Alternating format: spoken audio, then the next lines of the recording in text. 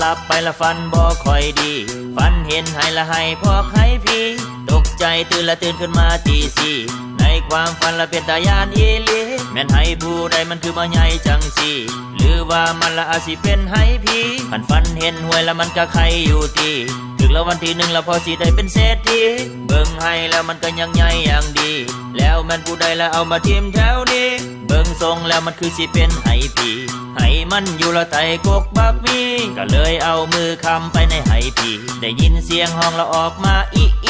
ตายละกูบัดนี้ละคือสิเป็นเสียงจีก็เลยเงียงหูละฟังเบิ่งดีย้อนมันสงสัยบ่จักว่าเป็นให้พี่ตื่นเช้ามาก็ไข่แดกนั่นตี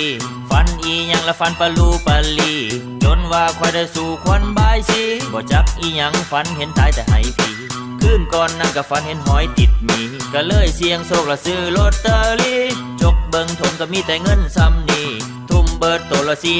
4664บ่ถึกซ้ำหากินหัวมันนี่เอาอีกแล้วละให้ผีงวดนี้ตัวให้เสียเงินละอีกแล้วนั่นตีบ่ถึกงวดนี้สิทุบแม่มันให้ผี